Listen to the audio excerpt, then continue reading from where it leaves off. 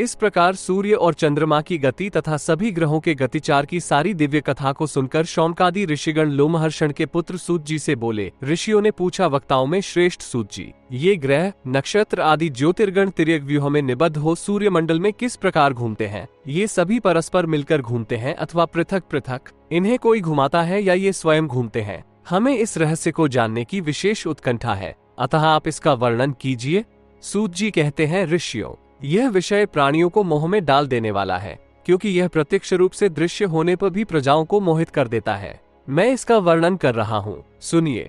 आकाश मंडल में जो ये 14 नक्षत्रों के मध्य में स्थित शिशुमार नामक चक्र है, वही उत्तानपाद का पुत्र ध्रुव है, जो उस चक्र में मेंढी के समान है। वो ध्रुव स्वयं भ्रमण करता हुआ ग्रहों के साथ सूर्य और चंद्रमा को भी घुमाता है। नक्षत्रगण भी चक्र को भांति घूमते हुए ध्रुव के पीछे पीछे चलते हैं, जो ज्योतिर्गण वायुमय बंधन द्वारा ध्रुव में निबद्ध है।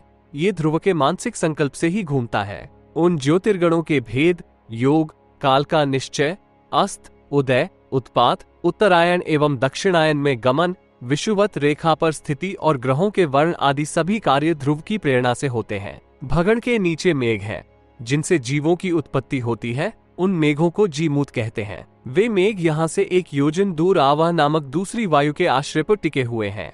उनमें कुछ विकार उत्पन्न हो जाने पर वे ही वृष्टि करते हैं, जो महावृष्टि कही जाती है। पूर्व काल में महान ओजस्वी इंद्र ने प्राणियों के कल्याण की भावना से स्वच्छंदचारी एवं समृद्धिशाली पर्वतों के पंखों को काट डाला था। उन पंखों से उत्पन्न हुए मैथों को पुष्करावर्तक कहते हैं। पर्वतों के पंखों का नाम पुष्कर था। वे बहुत बड़े बड़े और जल से भी परिपूर्ण थे। इसी कारण वे मेघ भी पुष्करावर्तक नाम से कहे गए हैं। ये अनेकों प्रकार के रूप धारण करने वाले, महान भयंकर गर्जना से युक्त, कल्पांत के समय वृष्टि करने वाले, कल्पांत की अग्नि के प्रशामक, अमृत युक्त और कल्प अर्थात प्रलय के साधक हैं। वे वायु के आधार पर चलते फिरते हैं। इस अंड के विदीर्ण होने पर उससे जो प्राकृतिक कपाल निकले थे और जिसमें सामर्थ्यशाली स्वयं चतुर्मुख ब्रह्मा उत्पन्न हुए थे, उन्हीं अंडकपालों को सभी मेघों के रूप में बतलाया जाता है। उन सभी मेघों को समान रूप से तृप्त करने वाला धूम है। उनमें पर्जन्य नामक मेघ सबसे श्रेष्ठ है।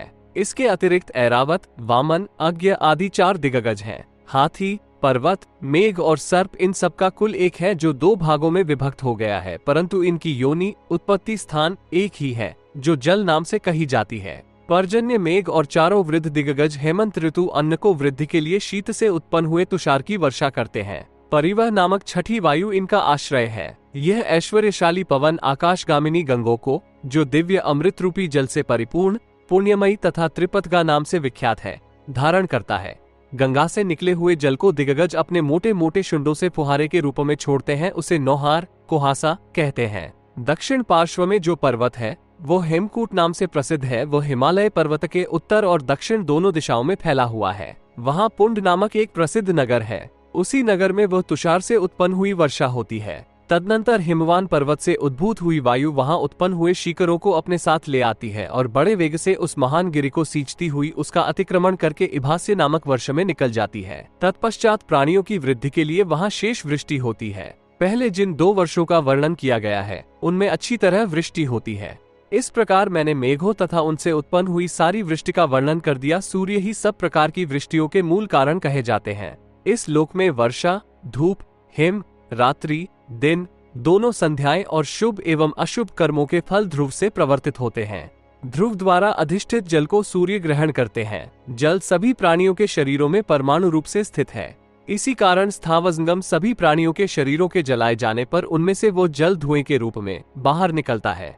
उसी भूम से बादल बनते हैं, इसलिए धूम को अभ्रमय स्थान कहा जाता है। सूर्य अपनी तेजोमय किरणों द्वारा सभी लोक स्थानों से जल ग्रहण करते हैं। इसी प्रकार से ही किरणें वायु के संयोग से समुद्र से भी जल खींचती हैं। तदनंतर सूर्य ऋतुओं के अनुसार समय समय पर जल को परिवर्तित कर अपनी श्वेत किरणों द्वारा वह शुद्ध जल को देते हैं। तब वायु द्वारा प्रेरित हुआ वह मेपस्थित जल वर्षा के रूप में भूतल पर गिरता है। इस प्रकार सूर्य सभी प्राणियों की समृद्धि के निमित्त 6 महीने तक वर्षा करते हैं। उस समय वायु के आघात से मेघ निर्घोष भी होता है, बिजली भी चमकती है। ये बिजलियां अग्नि से प्रादुर्भूत बतलाई जाती हैं। मेह सेचने अर्थात मेह धातु सेचन अथवा मेहन के अर्थ में प्रयुक्त होती है, इसलिए मेह धातु से मेघ शब्द निष्पन्न होता है। इसी प्रकार अपो विभ्रति या न भ्रश्यन्ते आपो यस्मात्, जिससे जल नहीं गिरते, उसे अंध्र या अभ्र कहते हैं। इस तरह ध्रुव द्वारा अधिकृत सूर्य वृष्टिसर्ग की सृष्टि करते हैं। पुनः ध्रुव द्वारा नियुक्त वायु उस वृष्टि का संहार करती है। नक्षत्र मंडल सूर्यमंडल से निवृत्त होकर विचरण करता है और जब विचरण समाप्त हो जाता है तब ध्रुव द्वारा अधिष्ठित सूर्य में प्रविष्ट हो जाता है। इसके बाद अब सूर्य के रथ की रचना बतलाई जाती है। उसमें एक पहिया, 5 अरे अर्गजे और 3 नाभियां हैं। उस चक्र की नेमी घेरे में स्वर्णमयी 8 छोटी छोटी पुड़ियां लगी हैं। ऐसे उद्दीत एवं शीघ्रगामी रथ पर बैठकर सूर्य विचरण करते हैं। उस रथ की लंबाई 1 लाख योजन बतलाई जाती है। उसका ईशादंड हर्षा रथ के उपस्थ मध्य भाग से प्रमाण में दुगुना है। ब्रह्मा ने किसी मुख्य प्रयोजनवश उस रथ का निर्माण किया था। उसका असंग, वह रस्सी जिससे घोड़े रथ में बंधे रहते हैं, दिव्य एवं स्वर्णमय है। उसमें पवन के समान शीघ्रगामी घोड़े जुते हुए हैं। चक्र के अनुकूल चलने वाले छंद ही उन मोड़ों के रूप में उपस्थित होते हैं। वो रथ वरुण के रथ के लक्षणों से मिलता जुलता सा है। उसी रथ से सूर्य प्रतिदिन गगन मंडल में विचरते हैं। सूर्य के अंगों तथा रथ के अवयवों को समता में क्रमशः कल्पना की गई है। दिन को सूर्य के एक पहिए वाले रथ की नाभि कहा जाता है। वर्ष उसके अरे और 6 ऋतुएं उसकी नेमी कहलाती हैं। रात्रि उसका वौथ, कवच, बख्तर और धूप ऊपर फहराने वाला ध्वज है। चारों युग इसके धुरी के दोनों छोर हैं और कलाएं आतवाह कही गई हैं। काष्ठा उसकी नासिका तथा क्षण उसके 2 पल हैं। निमेशकों इसका अनुकर्ष, रथ का तला और कला को ईश हर्षा कहते हैं। उनके जुए के दोनों छोर अर्थ और काम कहलाते हैं।